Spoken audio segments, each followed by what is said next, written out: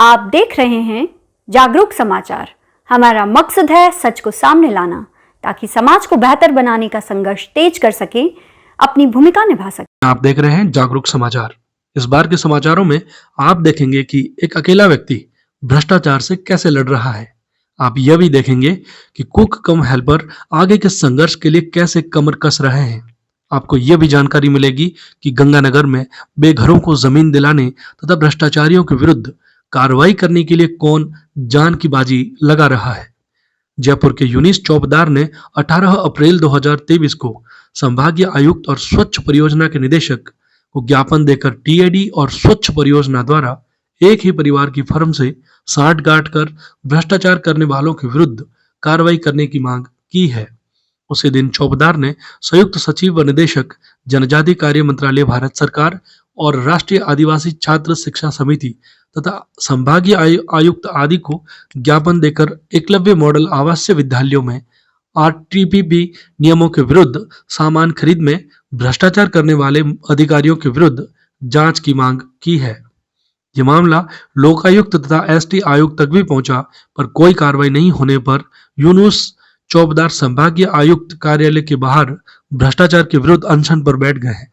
अधिकारियों ने चौबदार से वार्ता की तथा 5 दिन में कार्रवाई करने का आश्वासन दिया, पर यह आश्वासन भी सभी सरकारी आश्वासनों की तरह खोखला साबित हुआ।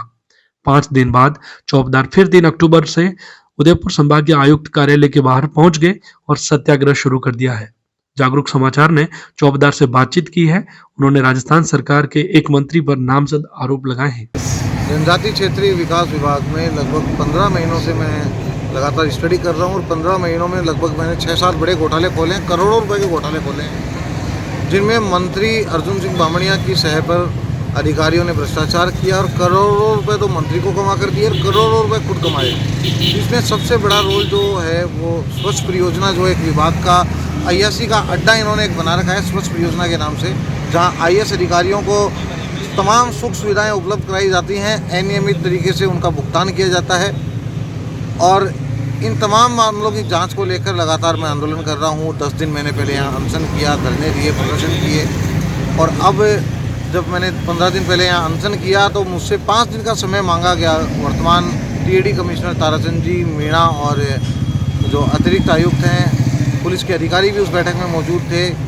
तमाम लोगों से बातचीत हुई। 15 दिन का मुझसे 5 दिन का समय मांगा गया, लेकिन 5 दिन के बजाय आज 8 दिन गुजर चुके हैं और पिछले 8 दिनों में भी अभी तक कोई कार्रवाई का नतीजा मुझे नहीं दिया गया है कि हमने ये किया।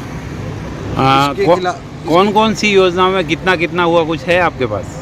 देखिए, तकरीबन 250 करोड़ रुपए का तो फूड के टेंडरों का काम है, और उन टेंडरों में अगर ईमानदारी से जांच की जाए तो मैं दावे के साथ कह सकता हूं कि कम से कम 40% का भ्रष्टाचार, 40% का गबन फूड के टेंडर में हुआ है। इसके अलावा जो प्लेसमेंट के टेंडर हैं, अभी वर्तमान में एक 50 करोड़ का प्लेसमेंट का टेंडर इन्होंने निकाला हुआ है। 1 साल के लिए 50 करोड़ रुपए की राशि का प्लेसमेंट का टेंडर है। बहुत सोचने की बात है, जो टेंडर पिछले साल 20 करोड़ रुपए का था वो इस साल 50 करोड़ रुपए का हो गया। जब मैंने अधिकारियों से इस बारे में जानकारी लेनी चाहिए, उन्होंने बताया कि कुछ तो कार्मिकों की संख्या बढ़ गई, कुछ जो उनके जो तनख्वाह दी जाती है, जो मानदेय दिया जाता है, उसमें वृद्धि हो गई। तो मेरी समझ से परे है कि 2.5 गुना वृद्धि कैसे हो गई। ना तो सरकार ने 2.5 गुना मानदेय में, और दूसरा परमानेंट अगर लोग हैं तो उसके लिए प्लेसमेंट एजेंसी हो, क्यों परमानेंट रखो? हाँ, नहीं, ये जो एक स्वच्छ परियोजना जो इन्होंने बना रखी है, उस स्वच्छ परियोजना के थ्रू ये लोग हज़ारों लोगों की नियुक्ति करते हैं मावाड़ी केंद्रों में और इनमें छात्रावासों में।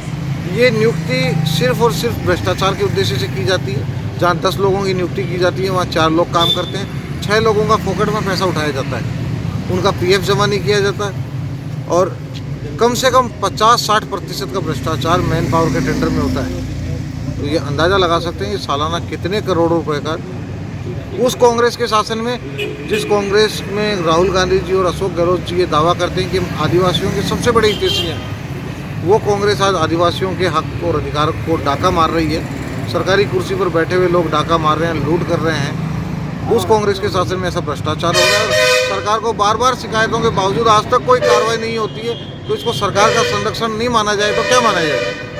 तो ये तो आपने कम से कम 3 बार आपने कोशिश की है, लगातार ज्ञापन दिए हैं, उसके बावजूद अभी तक कुछ नहीं कर रहा है, तो आगे क्या करने का इरादा है? देखिए, प्रयास सबसे पहले यही रहता है कि घी सीधी उंगली से निकल जाए, वरना टेढ़ी तो करनी ही पड़ेगी।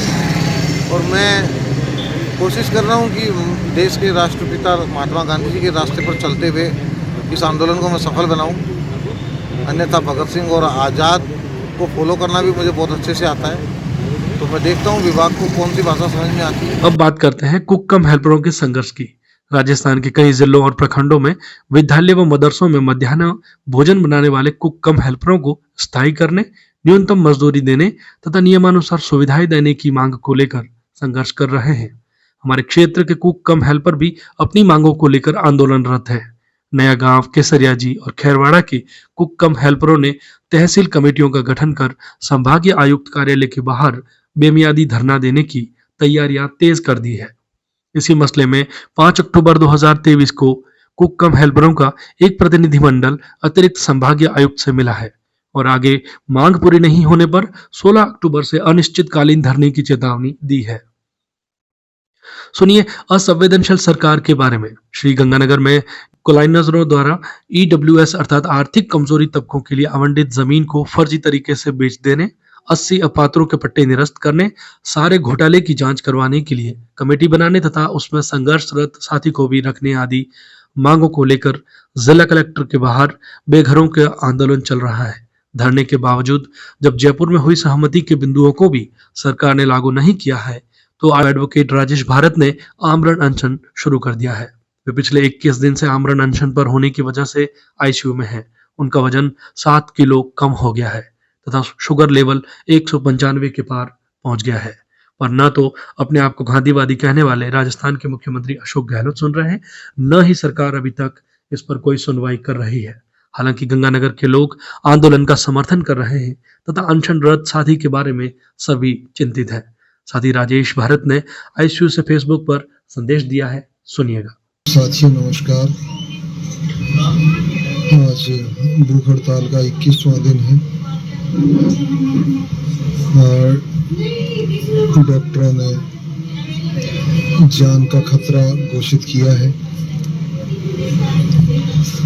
शरीर भले ही मेरा कमजोर है, लेकिन मन का हौसला कायम है कि हमने अपने संकल्पों को आगे बढ़ाना है। रात, घर, जमीन, जीने और जनतांत्रिक अधिकारों का मसला है।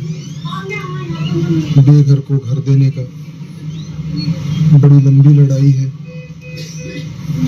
हमारे आंदोलन से जो कुछ कार्रवाइयाँ हुई और उससे जो फसल पकी, जो जमीनें कटी, वो गरीब तक नहीं पहुंच रही, बेघर तक नहीं पहुंच रही और आंदोलनकारी बेघरों तक नहीं पहुंच रही। रात बहुत बार हुए पहले भी कि जब सरकार के स्तर पर भी और स्थानीय जिला प्रशासन के स्तर पर भी हमारे समझौते सहमतियां हुई हैं।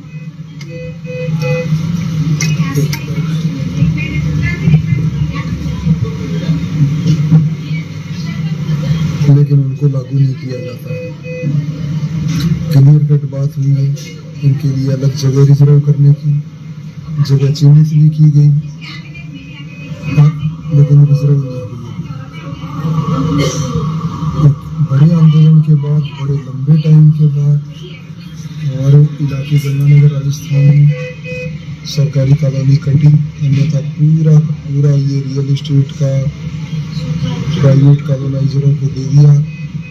लूटने के लिए लोगों को औने पौने की ज़मीनें लेके और बहुत महंगे दामों में बेचना, ये खेल इस इलाके में खूब चल रहा है।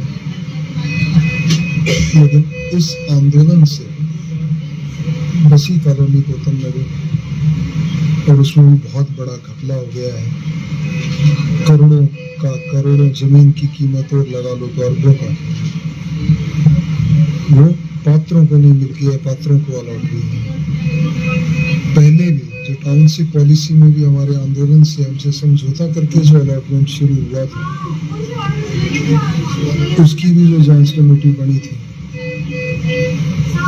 पुलिस थी, PIT थी, नगर परिषद थी, रवा आंदोलनकारी जॉइंट कमेटी थी।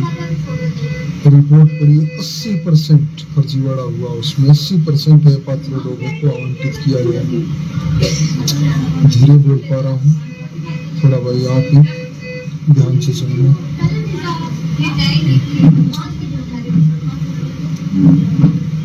और अब रात समझौता समिति पे बैठे, बातचीत पे बैठे आंदोलनकारी और सरकारी पक्ष।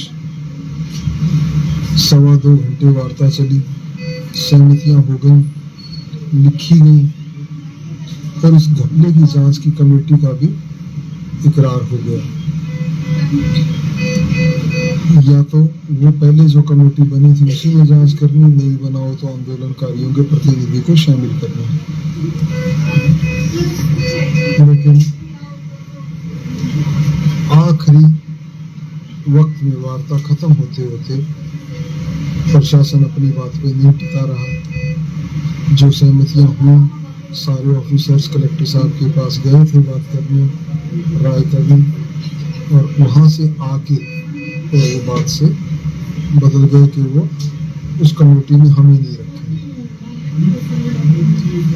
आप सबसे कह रहा हूँ कि ये वार्ता तो टूट गई, कब सिरे चढ़ेगी पता नहीं, जान जाएगी कि बचेगी पता नहीं, हक मिलेंगे कि जान जाएगी पता नहीं, लेकिन आखिरी सांस तक लड़ना है, इस बात का पता है। इन वंचित गरीब बेघरों के हक की संवैधानिक लड़ाई को आगे लेके जाना है, इस बात का पता है। आप देख रहे थे जागरूक समाचार। आपसे निवेदन है कि चैनल को लाइक करें, सब्सक्राइब करें, शेयर करें और कमेंट अवश्य करें। धन्यवाद।